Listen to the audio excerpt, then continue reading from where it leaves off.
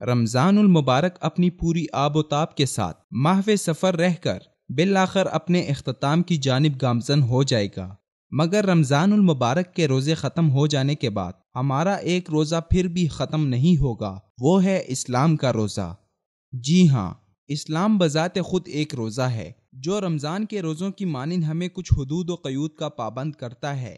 رمضان المبارک کے روزوں کا دورانیہ مختصر ہوتا ہے، جس میں اللہ تعالیٰ کی طرف سے ہم پر نافذ کی گئی پابندیاں محدود ہیں، مگر اسلام کا روزہ تمام عمر پر محیط ہے، جس کو قبول کرنا ہر اس خوش قسمت انسان پر لازم ہے جو کلمہ توحید پڑھ کر اسلام میں داخل ہو جائے، یا ہر مسلمان گھر میں پیدا ہونے والے بچے پر بلوغت کے ساتھ ہی یہ طویل روزہ فرض ہو جاتا ہے۔ اسلام کے اس روزے کی سحری وہ کلمہ توحید ہے جسے تمام انبیاء نے اپنی امتوں پر پیش کیا، اور جس امت نے بھی ماضی میں اس کلمے سے سحری کی، اس نے اپنے لیے ابدی کامیابی کا دروازہ جنت میں کھول لیا۔ جب آپ نے کلمہ پڑھ لیا تو سمجھے کہ اب سے آپ تا حیات روزے سے ہیں۔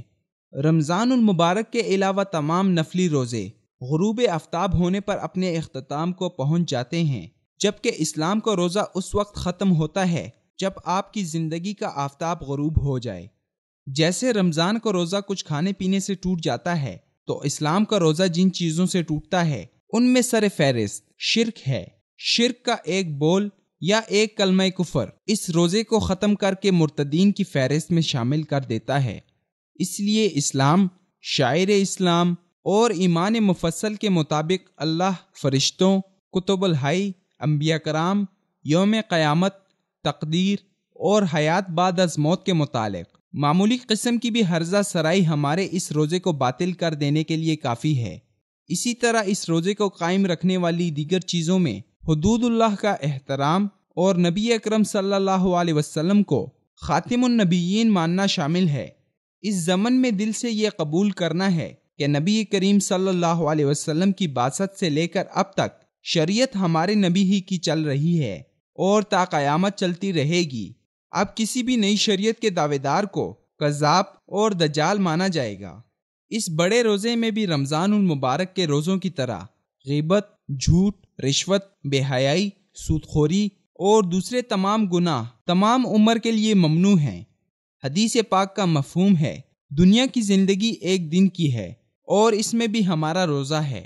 جیسے روزے میں ہم حیوانی صفات مثلا لڑائی جھگڑا، دوسروں پر ہاتھ اٹھانا اور غیظ و غضب وغیرہ پر قابو پانے کی کوشش کرتے ہیں، اسی طرح اسلام کے روزے میں بھی ہمیں تمام عمر کے لیے ایسی صفات اپنانی پڑتی ہیں جس سے انسانوں اور جانوروں میں تمیز ہو جائے۔ خوف الہی اور خشیت الہی سے ہمارا سینہ لبریز ہونا چاہیے، تاکہ ہم کسی پر بھی زیادتی کرنے سے پہلے لمحہ بھر کے لیے سوچیں کہ کیا میرے اس عمل سے میرے اسلام کے روزے کو تو کوئی فرق نہیں پڑے گا۔ تو اگر ہمارا اسلام کا روزہ پکا ہے اور اس کی تمام شرائط کو پورا کر کے ہم دنیا سے اس حال میں رخصت ہو جائیں کہ ہماری زبان پر کلمہ، دل میں نور ایمان اور ذہن میں اللہ سے ملاقات اور نبی اکرم صلی اللہ علیہ وسلم کی زیارت کا اشتیاق ہو، تو ہم اس روزے میں کامیاب ہو گئے۔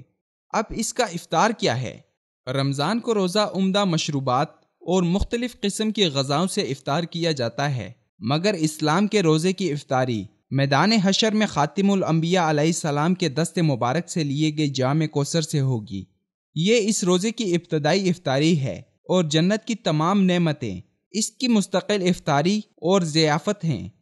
چونکہ یہ روزہ تمام عمر پر محیط تھا تو اس کی افطاری کا سامان بھی لامحدود ہے، اس لیے اللہ کے فرمانبردار ہمیشہ کے لیے جنت کے محلوں اور بالاخانوں میں اس افطاری سے لطف اندوز ہوتے رہیں گے۔ بلا شبہ ماہ رمضان عشاق کا مہینہ ہے، جس میں عشاق زندگی بھر سال کے ایک ماہ ہر طرح کی حلال غذاؤں کے علاوہ حرام و مکروہات اور اللہ رب العزت کی ناپسندیدہ چیزوں سے کنارہ کشی اختیار کرنے کی ٹریننگ حاصل کرتے ہیں۔ اللہ کو محبوب رکھنے والے اللہ کی رضا کو کائنات کی ہر شے اور دنیاوی چاہت پر فوقیت دینے والے اس کے فرمانبردار بندے ہر حلال نعمت خود پر ممنوع کر لیتے ہیں، جس سے انہیں باقی زندگی انہی پابندیوں کے ساتھ گزارنے میں کسی بھی قسم کی دقت کا سامنا نہیں کرنا پڑتا۔ ماہ رمضان کے روزوں کے بعد اسلام کے روزے کی تکمیل وہ سعادت ہے جو اللہ پاک اپنے مقرب بندوں کو عطا فرماتے ہیں۔ اگر آنکھ حرام سے پرہیز کرتے ہوئے بند ہوئی اور دنیا سے اس حالت میں کوچ ہوا کہ ہم اسلام کے روزے کی تکمیل کے لیے خود کو پابند کیے ہوئے تھے، تو سمجھو ہم کامیاب ہو گئے،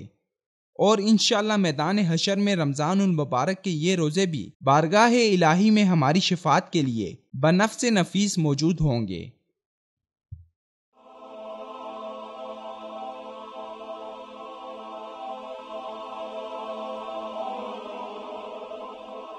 ایمان کی کرن، ہدایت کی شمع، وصال اردو۔